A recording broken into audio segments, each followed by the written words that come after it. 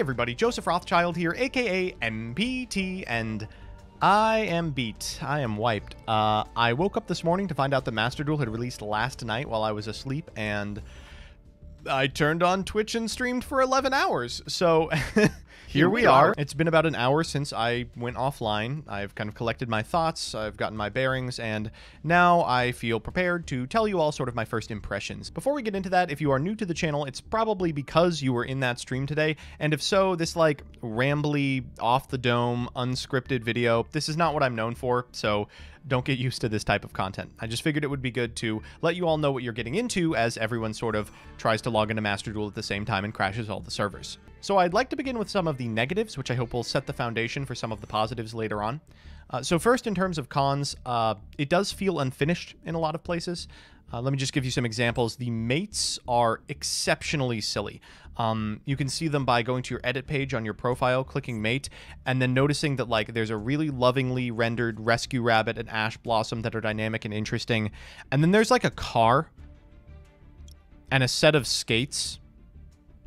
Like, a lot of these feel like things that were not supposed to make it out of alpha, but ended up getting pushed to the main game. And if you click details, you can even see this, like, weird Google Translate. There's a lot of coming soon type functionality. If you click monster art, for instance, the only thing available is Blue Eyes Alternative White Dragon with no understanding of how you're supposed to change that. The OST is kind of sparse. Like, Duel Links has this huge, expansive 1,000-track library, and already I am hearing the same 5 songs over and over again here. It's missing some cards. Like, there's no Dawn of Majesty, there's no Burst of Destiny. For a lot of players, those are the sets that were the most hype in modern memory, and now they have to, like, wait for them to release again. And a lot of the translations, especially in solo mode, are just bad.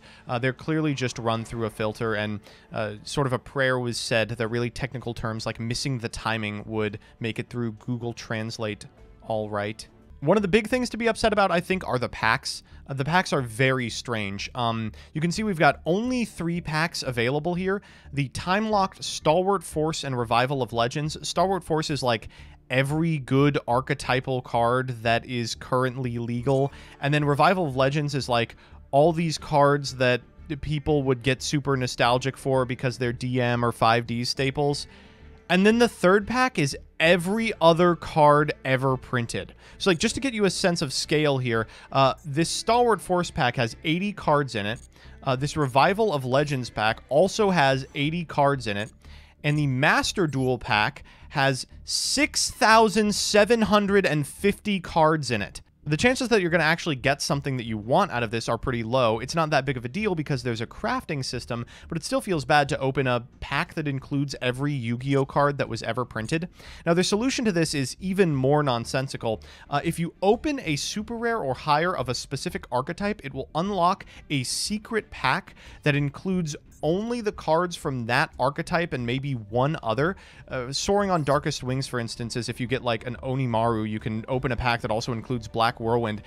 Except when you unlock these packs, they're only available for purchase for the next 24 hours.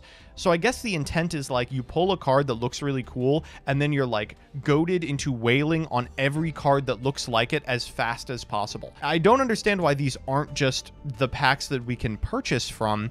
I understand that maybe it would overwhelm people, but it'll overwhelm people anyway because you get them after pulling 1/10 of Master Pack. You can also open them by like crafting any SR in the archetype, so realistically, if you want to find them, it's not super hard to do so, but it's a really strange incentive structure for sure. And the third really big downside is just a bunch of logistical stuff that's inherent to Yu-Gi-Oh! That I don't think they can really do too much about. The ranked duels are best of ones, which people are upset about for some reason, but realistically, you would have to play 40-minute rounds in every single sitting, and I am just not interested in doing that. And the cost for this is like super front-loaded.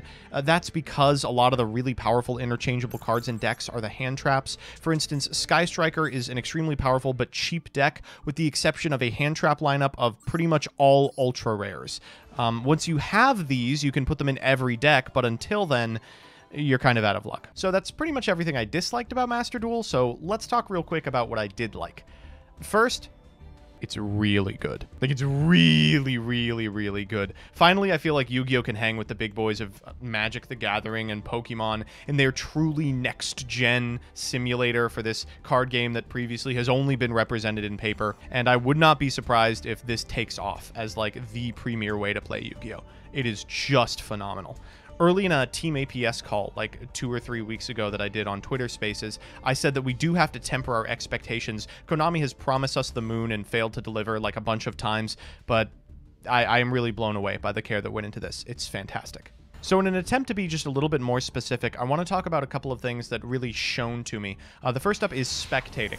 I think Konami has the 100% correct idea that the thing that is keeping Yu-Gi-Oh! From being so widely watched as something like Magic the Gathering is that it is incomprehensible to most viewers. Remote Duel YCS, for instance, it's very hard to tell who's winning, what's happening, what cards are being played, even with color commentary.